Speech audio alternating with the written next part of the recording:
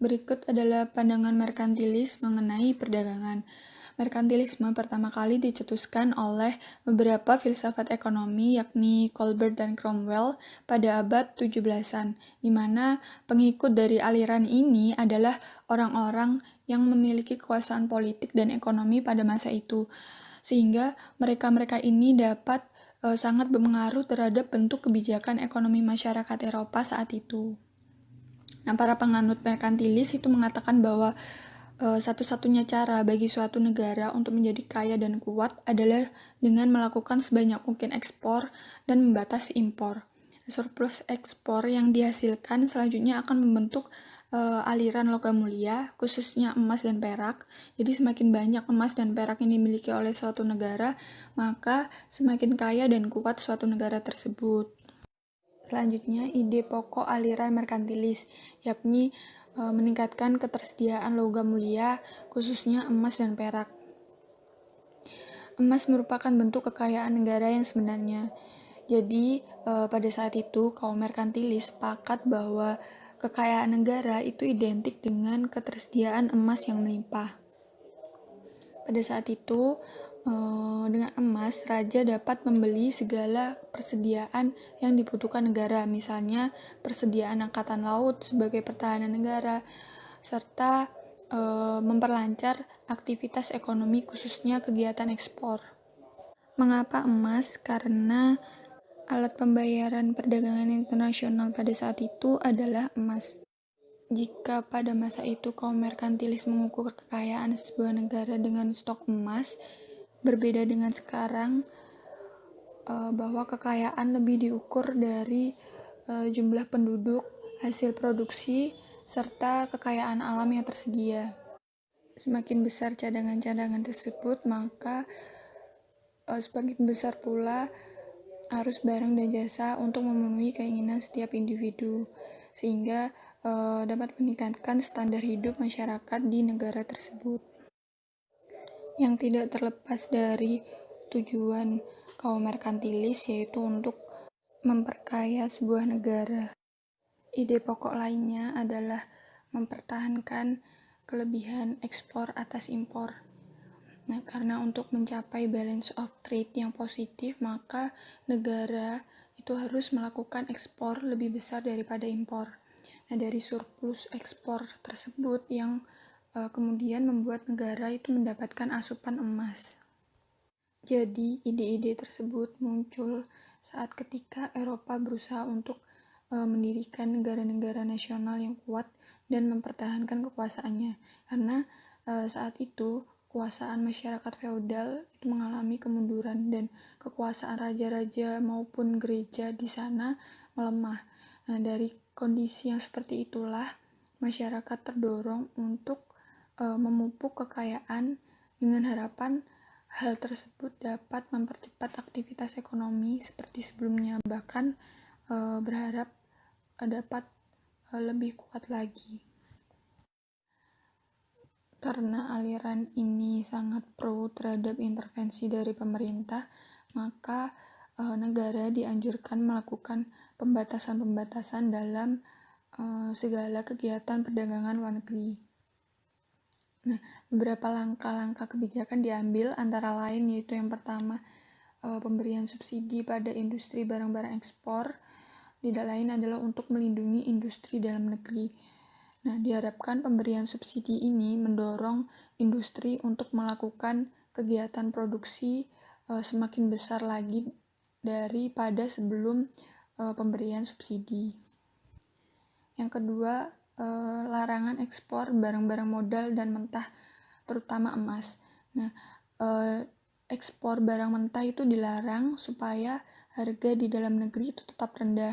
Nah, di sisi lain juga tenaga-tenaga teknisi itu dilarang bermigrasi supaya mereka tetap bisa berproduktif di negaranya sendiri. Nah, emas juga dibatasi karena tujuan utama dari perdagangan internasional mereka adalah untuk memperoleh logam mulia, dan logam mulia adalah parameter kekayaan sebuah negara. Jadi sangat tidak dianjurkan untuk melakukan ekspor pada emas. Terakhir adalah larangan impor barang-barang yang mampu diproduksi sendiri. Sedangkan pembatasan impor ini dilakukan dengan cara menaikkan tarif bea masuk serta melarang impor selama negara tersebut dapat memproduksi sendiri. Selanjutnya, World Trade atau perdagangan dunia. Perdagangan dunia merupakan suatu aktivitas transaksi atau kegiatan tukar-menukar barang atau jasa yang dilakukan oleh antar negara melalui kegiatan ekspor-impor. Latar belakang adanya perdagangan dunia adalah karena tidak semua negara itu mampu memenuhi seluruh kebutuhan negaranya sendiri, baik dalam segi barang maupun jasa. Sehingga adanya perdagangan dunia ini sangat penting dan bermanfaat untuk sebuah negara agar dapat memenuhi segala kebutuhan masyarakatnya. Selanjutnya, hambatan perdagangan internasional. Yang pertama, jarak. Jarak antar pasar mempengaruhi biaya transportasi dan juga impor dan ekspor. Di mana semakin jauh jaraknya, maka akan semakin banyak pula biaya yang akan dikeluarkan. Yang kedua, ikatan budaya yang erat. Seperti bahasa yang sama, biasanya mengarah pada ikatan ekonomi yang kuat. Sebaliknya, adanya perbedaan budaya, maka akan menghambat terjadinya perdagangan internasional. Bisa jadi karena hambatan komunikasi akibat perbedaan budaya. Yang ketiga, perbatasan. Melintasi perbatasan melibatkan formalitas yang memakan waktu, dan seringkali mata uang yang berbeda perlu ditukarkan terlebih dahulu. Dan juga kemungkinan biaya moneter seperti tarif mengurangi perdagangan juga terjadi. Selanjutnya, persentase perdagangan Amerika Serikat dari total perdagangan dengan Uni Eropa dan persentase total PDB Uni Eropa. Pada gambar 2-3 ini dapat kita lihat bahwa Amerika Serikat melakukan lebih banyak perdagangan dengan tetangganya daripada dengan ekonomi Eropa yang berukuran sama. Amerika Serikat telah menandatangani perjanjian perdagangan bebas dengan Meksiko dan Kanada pada tahun 1994. Perjanjian perdagangan bebas Amerika Utara atau NAFTA. Karena NAFTA dan karena Meksiko dan Kanada dekat dengan Amerika Serikat, jumlah perdagangan antara Amerika Serikat dan tetangga utara dan selatannya sebagai bagian dari PDB lebih besar daripada antara Amerika Serikat dengan negara Eropa. Selanjutnya, mengapa negara tetangga Amerika Utara lebih banyak berdagang dengan Amerika Serikat daripada mitranya di Eropa? Ada dua penyebab. Yang pertama, alasan utamanya adalah karena letak Kanada dan Meksiko itu lebih dekat atau berdekatan dengan Amerika Serikat. Yang kedua, karena Kanada dan Meksiko adalah bagian dari perjanjian perdagangan dengan Amerika Serikat yang disebut dengan NAFTA. Perjanjian perdagangan antar negara ini bisa mengurangi formalitas dan tarif yang diperlukan untuk melintasi perbatasan, dan karena itu meningkatkan adanya perdagangan. Selanjutnya, saya akan menjelaskan tentang gravity model. Gravity model atau model gravitasi adalah suatu model yang digunakan dalam menganalisis faktor yang mempengaruhi perdagangan antar dua negara. Pada awalnya, model gravitasi dibentuk berdasarkan hukum Newton dan ilmu fisika yang menyatakan bahwa interaksi antar dua objek adalah sebanding dengan massanya dan berbanding terbalik dengan jarak masing-masing. Model gravitasi pertama kali dikembangkan oleh Newton pada tahun 1687 untuk menunjukkan bahwa hubungan interaksi antara dua partikel dipengaruhi oleh massa dan jarak antar partikel tersebut.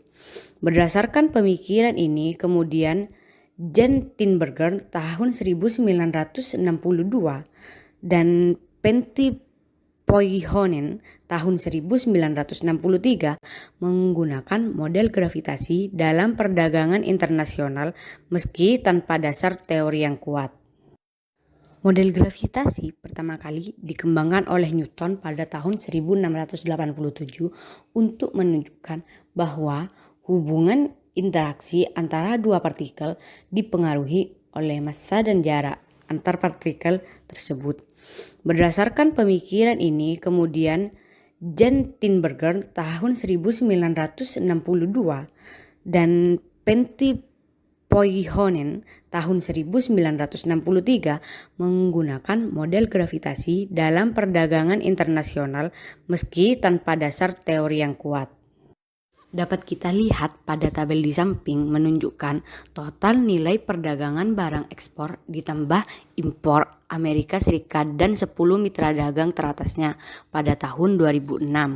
Yang secara keseluruhan 10 negara ini memperhitungkan 68% dari nilai US berdagang di tahun itu. Pada gambar selanjutnya yaitu menjelaskan hubungan yang menunjukkan korespondensi antara ekonomi Eropa, khususnya 15 negara yang menjadi anggota Uni Eropa pada tahun 2003. Dapat kita lihat pada sumbu horizontal adalah menjelaskan PDB tiap negara yang dinyatakan sebagai persentase dari total PDB di Uni Eropa. Sedangkan di sumbu vertikal menjelaskan bagian tiap negara dari total perdagangan Amerika Serikat dengan Uni Eropa. Sedangkan garis 45 derajat menjelaskan tentang bagian masing-masing negara perdagangan dengan Eropa yang kira-kira sama dengan bagian negara itu dari PDB Eropa.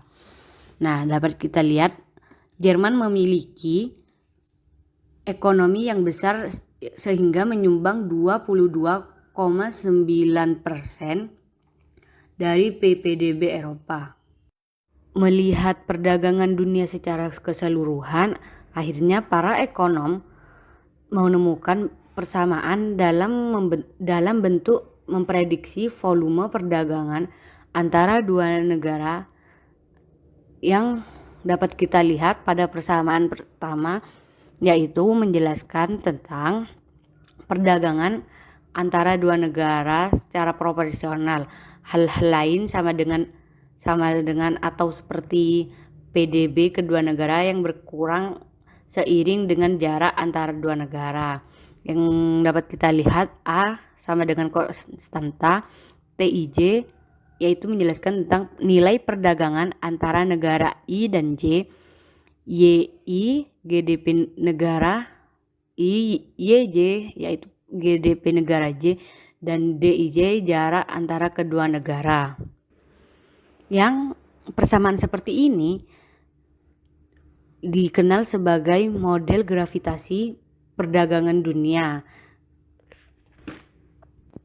Perdagangan antar dua negara adalah hal-hal lain yang sebanding dengan produk dari PDB mereka dan berkurang seiring dengan jarak. Para ekonom seringkali memperkirakan model gravitasi yang lebih yang lebih umum dari bentuk tersebut, yaitu pada persamaan yang kedua. Persamaan ini mengatakan bahwa 3 hal yang menentukan volume perdagangan antara dua negara adalah besarnya PDB kedua dengan jarak antar negara tanpa secara khusus mengasumsikan bahwa sebanding dengan produk kedua PDB tersebut dan berbanding terbalik dengan jarak. Selanjutnya yaitu logika model gravitasi. Model gravitasi perdagangan menjanjikan sebuah analisis yang lebih empiris dari pola perdagangan dibanding model yang lebih teoritis. Model gravitasi pada dasarnya menerka perdagangan berdasarkan pada jarak antar negara dalam ukuran ekonominya. Berikut adalah contoh dari model gravitasi, yaitu terdapat tabel yang terdiri dari 4 negara yang disebut A, B, C, dan D. Tabel 21 ini menunjukkan pangsa belanja dunia setiap negara. Asumsinya bahwa A dan B adalah negara ekonomi yang besar dan yang masing-masing menerima 40%